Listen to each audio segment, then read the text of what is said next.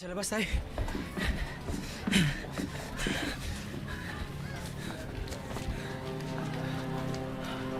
Tayo, huwag mo na pansinin yan. Pumasok na kayo sa trabaho. Hayop talagang kapatid mong yan. Mapapatay ko yan kapag hindi yan tumino. Huwag na pag-aksaya ng galit yan. Wala na pag-aksaya si Kuya. Yan ang magiging dahilan kung bakit masisira pamilya natin. Kaya tayo, pumasok na kayo. Ako na bahala kay Kuya.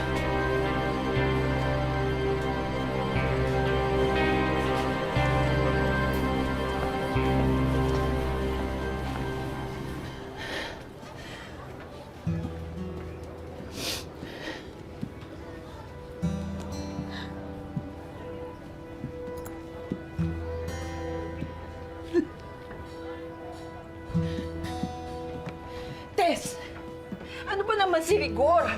Bakit lagi niya pinagbubuhatan ng kamay si Tanggol? Hindi na siya naawa! Hindi mo rin naman magsisisi yung tao? Teka muna! Ano na naman ba kasi ginawa ni Tanggol? Wala! Walang ginawa si Tanggol! Nagkaroon ng hotapan sa Quiapo! Nagkabarila, tinamaan siya ng bala! Walang ginawa si Tanggol! Yan na nga ang problema eh! Lahat na lang ng gulo! Lagi niyang pinapasok! Yan tuloy, hindi naman tahimik tong bahay na to! Dapat naman kasi, Tess, pinagsabihan mo si Rigor. Hindi naman lahat kasalanan ni Tanggol. Ngayon ako na! Ako na ngayon na may kasalanan! Alam niyo naman kung ano nangyari, di ba?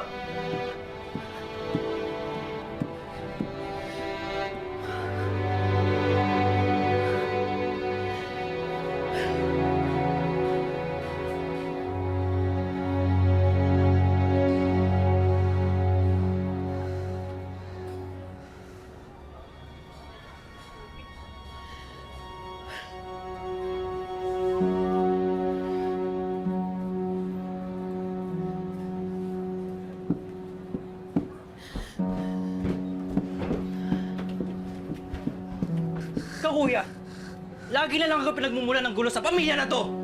Di na matahimik tong bahay na to. Di ka ba naawa kay nanay? At kay tatay, sirang-sira na yung pangalan niya dahil sa'yo. Ay, Kuya David! Grabe ka naman magsalita kay Kuya! Hindi mo nga namin tunay na nangyari! Wala siyang kasalanan! Pura ka, Kuya.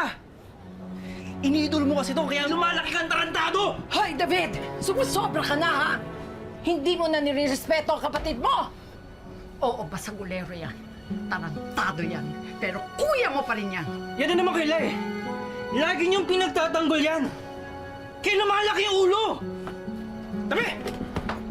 Nanay! Tanggol, kamusta ka? Gusto mo bang dalhin kita sa ospital? Baka lumaki ang sugat mo. Huwag na po na.